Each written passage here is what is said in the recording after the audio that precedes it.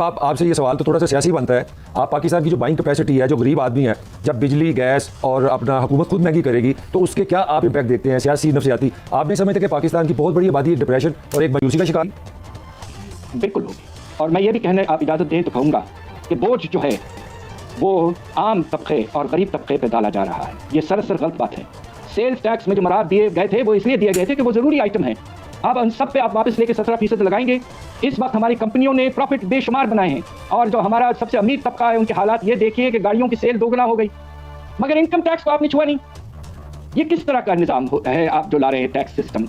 मैं फिर दोबारा समझना चाह रहा हूँ, ये जो डबल अफराते ज़र आपने बोला है इससे क्या मुराद है? मतलब इस वक्त कहा जा रहा है कि जो 100 रुपए की चीज़ है वो 9 रुपए में चली जा रही है, 9% अफराते ज़र है। जो आप बात कर रहे हैं उसका आम आदमी को क्या समझना चाहिए? तो किस तरह महंगाई ऊपर जाएगी? जरा थोड़ा सा ये 18% के ऊपर 18% डबल, और खाने पीने की अशिया उससे भी कुछ ज़्यादा। अच्छा मतलब डॉक्टर साहब, फिर इससे जैसे आप कह रहे हैं रोजमर्रा की अशिया की कीमत डबल हो जाएगी तो गरीब आदमी तो जी ही नहीं पाएगा जिसकी 25-30 हज़ार इनकम है। डू यू थिंक आने वाले महंगाई के तूफान के सामने वो खड़ा हो सके?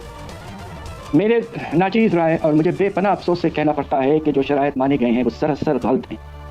और समझ में नहीं आता कि हमारे एक दबंग फाइनेंस मिनिस्टर ने जो कहा था कि मैं ये सब चीज़ें नहीं करूँगा, वो 6 हफ्ते बातचीत चली है, उसके बाद में तकरीबन पाकिस्तान हर चीज़ मान के आ गया है। डॉक्टर साहब ये आप देखेंगे हर बहुत सख्त हंगामा, ये एक आपके असेंबली में भी हंगामा होगा स्टेट बैंक के लेजिस्लेशन पर। क्या हम अपने स्टेट बैंक को एक कंप्लीटली खुद मुख्तार इदारा बना देंगे? ये कैसे हो सकता है? ये पाकिस्तान का इदारा है। तो ये क्या है अगर ये खुद मुख्तार हो जाता है? डॉक्टर साहब sorry for the common man जो सुन रहे हैं आपको, उनको समझाने के लिए मैं चाह रहा हूँ कि अगर खुद मुख्तार होता है तो स्टेट बैंक पे पाकिस्तान का या हमारी रियासत का कोई कंट्रोल नहीं रहेगा, इसका ये मतलब है? ये बिल्कुल मतलब है। और आप ये सोचिए कि आपका जो कोऑर्डिनेशन बोर्ड था वो खत्म हो रहा है, जो फाइनेंस का रिप्रेजेंटेटिव था बोर्ड में वो खत्म हो रहा है। गवर्नर स्टेट बैंक को नॉर्मल अकाउंटेबिलिटी प्रोसेस के थ्रू नहीं जाना है, सिर्फ उन्हें अब अफराते ज़र पे रुझान रखना है। गरीब मुल्कों में 2 चीज़ें होती हैं जो करना पड़ता है।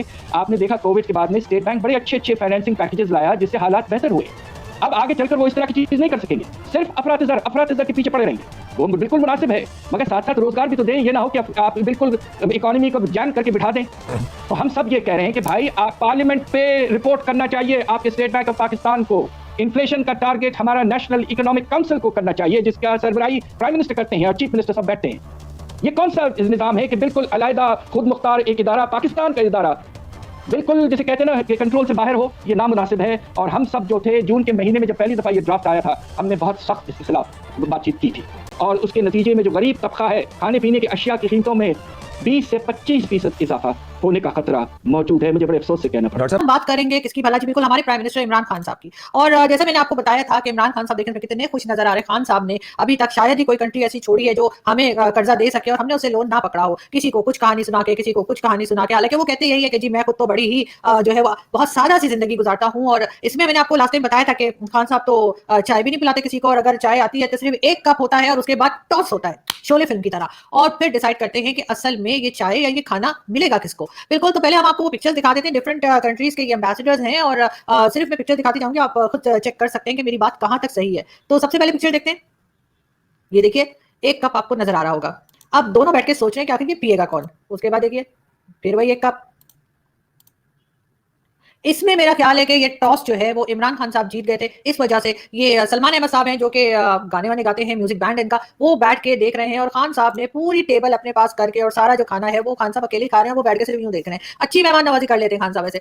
फिर ये पिक्चर देखिए, इसमें भी जी 1 कप, एक गरम चाय की प्याली हो, बिल्कुल ये वही लग रहा है मुझे। और फिर लास्ट में बिल्कुल ये देखिए, ये कुछ पिक्चर्स मुझे जो है वो मैंने बड़ी मेहनत करके गूगल से निकाली और मैंने कहा मैं आप लोगों को दिखाऊं कि बिल्कुल जी खान साहब का कहना बिल्कुल ठीक है, वो बहुत एहतियात कर रहे हैं, पैसा बिल्कुल फालतू खर्च नहीं कर रहे। लेकिन जी ये जरूर है कि इस्लामाबाद में जो जैसे कहना चाहिए कि ग्रैंड हयात के नाम से जो बिल्डिंग बन रही है और वहां पे बड़े ही महंगे महंगे और करोड़ों के अपार्टमेंट्स हैं, वहां पर इमरान खान साहब ने जो है वो अपना पेंट हाउस खरीद चुके हैं। और ये पैसा कहां से आया ये तो हम नहीं पूछ रहे, लेकिन हाँ ये जरूर है कि पिक्चर में आपको 2 बिल्डिंग्स नजर आ रही होंगी, बल्कि इनफैक्ट 3 बिल्डिंग नजर आ रही है। लेकिन एक बिल्डिंग है जो कि नस्ला टावर है, जो कि बना हुआ आपको नजर आ रहा है और अभी तक उसको 75% गिरा दिया गया है।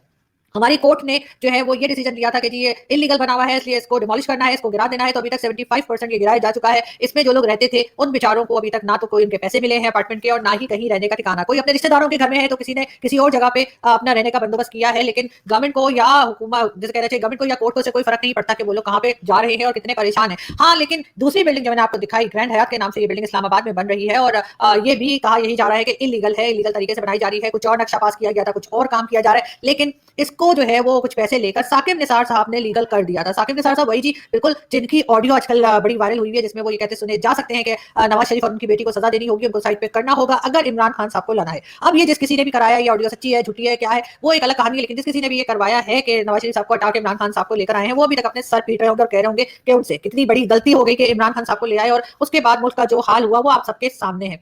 बिल्कुल, और इकोनॉमी तो आप जानते ही हैं कि हमारी इकोनॉमी ऑलमोस्ट 50 ट्रिलियन रुपीज जो है, 50 ट्रिलियन, पता नहीं ट्रिलियन में जीरो कितने होते हैं ये तो मुझे नहीं पता, हो सकता है आप में से किसी को पता हो, लेकिन खैर ट्रिलियन जो है वो एक बड़ी बहुत बहुत बहुत बड़ी रकम होती है, और 50 ट्रिलियन रुपीज का अभी तक पाकिस्तान के ऊपर कर्जा आ चुका है। और इमरान खान साहब जो हमारे प्राइम मिनिस्टर है, उनका कहना है कि जी ये जो है ये हमें सिक्योरिटी थ्रेट के तौर पे हमें से लेना चाहिए, लेकिन हैरत की बात यह है कि सबसे ज्यादा लोन जो है वो इमरान खान की गवर्नमेंट नहीं उठाया है। पिछली जितनी गवर्नमेंट्स भी आई, अब ये कार्टून आप देखिए, इसमें ये अरब न्यूज का है और इसमें भी खान साहब जो कटोरा लेके नजर आ रहे हैं, लेकिन हमने ना तो किसी अरब कंट्री के आगे जाके धरना दिया, ना हमने प्रोटेस्ट किया, ना हमने कहा एम्बेसडर निकालो, किस किस्म के लोग कार्टून बना रहे हैं। लेकिन ये जरूर है कि देखिए इसमें भी खान साहब जेब में हाथ डालते हुए नजर आ रहे हैं। शायद यही उनका टैलेंट था जिसकी वजह से जो एस्टैब्लिशमेंट है या जो लेकर आते हैं हमारे यहाँ, तो आप जानते हैं ना किस तरीके से प्राइम मिनिस्टर बनना चाहता है, तो बिल्कुल जो लेकर आए हैं शायद उनका यही एक तरीका उनको पसंद आया था कि ये पैसे निकलवाने में बहुत माहिर है, बहुत आर्टिस्ट किस्म के लोग हैं, लेकिन लगता है कि वो भी इनसे मायूस हो चुके हैं। अब ये पिक्चर आप अगर देखें, इसमें शाह महमूद कुरैशी साहब बैठे हैं और इनके सामने चाइनीज बैठे हुए हैं, और लग ऐसा रहा है जैसे कि चाइनीज ने हमारे बहुत सारे पैसे जो है ना वो लोन में ले रखे हैं और वो उन्होंने वापस करने हैं, और हमें ऐसी कोई टेंशन नहीं। इसलिए आप देख सकते हैं कि शाह साहब के बैठने का तरीका ही बहुत शाहाना था। हम बात करेंगे फवाद चौधरी की। फवाद चौधरी साहब आप जानते हैं वही अदरक वाले, और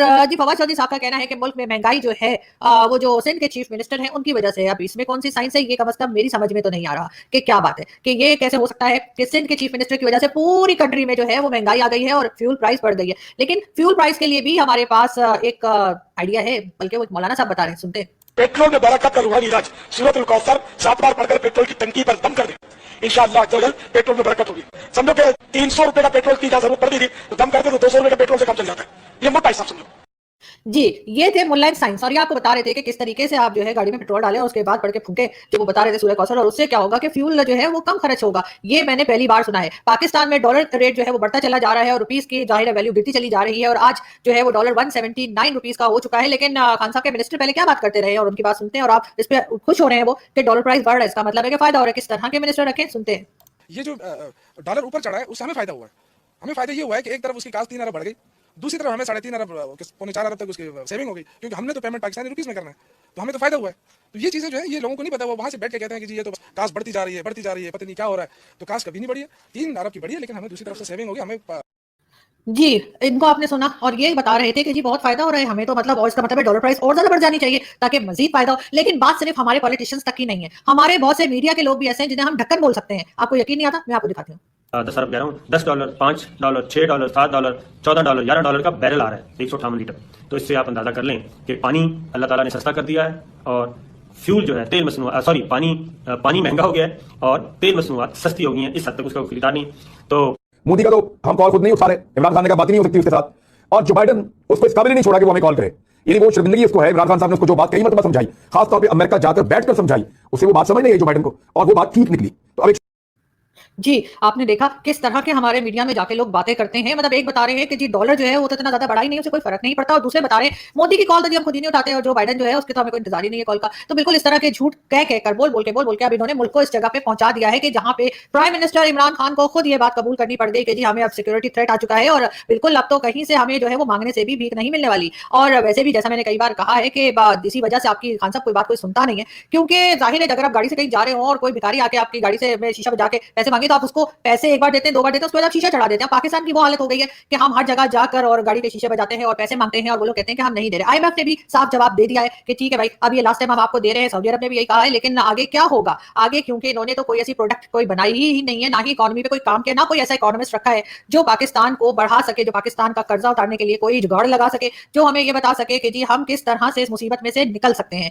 लेकिन हाँ, हमारे यहाँ लोग भरे पड़े हैं जो बड़ी बड़ी बड़के लगाते हैं और बड़ी बड़ी बातें करते हैं। बिल्कुल इसी तरह से हमारे जो फाइनेंस मिनिस्टर साहब हैं उनका भी यही कहना है कि जी कोई घबराने की बात नहीं है, आपने घबराना बिल्कुल नहीं है, सब कुछ ठीक चल रहा है। और ये जी हमारे हैं डिफेंस मिनिस्टर जो आपको छल्ली खाते हुए या भुट्टा खाते हुए नजर आ रहे हैं। ये आपको किसी भी ऐसी जगह पे, परवेज खटक इनका नाम है, लेकिन ये आपको किसी ऐसी जगह पे नजर नहीं आएंगे जहां डिफेंस की बात हो रही हो, जहां पे पाकिस्तान की सिक्योरिटी की बात हो रही हो। लेकिन ये फिर भी डिफेंस मिनिस्टर है, मुझे नहीं पता कि ये किस तरह से काम करते हैं कि ये किसी भी मीटिंग में नजर नहीं आते। शायद यही इनका आर्ट है कि ये नजर ना आके और फिर पाकिस्तान के लिए काम कर रहे हैं। लेकिन अप्रिशिएट करना पड़ेगा कि पाकिस्तान ने इस तरह के मिनिस्टर्स रखे हुए जो ऐसी बातें करते हैं और इस किस्म के जिनके ख्यालात, इसी वजह से पाकिस्तान का ये हाल है। और उसके बाद हम मुकाबला करते हैं जी, कभी यूरोपियन कंट्री के साथ अपने आप को कंपेयर करते हैं, कभी इंडिया के साथ, बांग्लादेश के साथ कंपेयर करते हैं, और कभी हम कहते हैं जी हमसे बढ़ के तो कोई है ही नहीं। बिल्कुल जी, हमसे बढ़कर कोई नहीं है। और जिस तरह से हमने ये भीख मांगने का आइडिया लेकर हम चल रहे हैं, क्योंकि इमरान खान साहब की सबसे बड़ी क्वालिटी यही थी और यही है कि वो लोगों से पैसे निकलवा लेते हैं, वो डोनेशंस जमा कर लेते हैं। यही कर करके उन्होंने अपना हॉस्पिटल तो बना लिया, लेकिन खान साहब मुल्क डोनेशन से नहीं चलते हैं, मुल्क भीख मांग के नहीं चलते, हॉस्पिटल्स बन जाते हैं। बहुत अच्छा कि आपने हॉस्पिटल बना लिया, लेकिन पाकिस्तान हो या कोई भी कंट्री हो, वो इस तरह से लोगों से कर्जे लेके, लोन लेके, डोनेशंस लेके नहीं चला करती।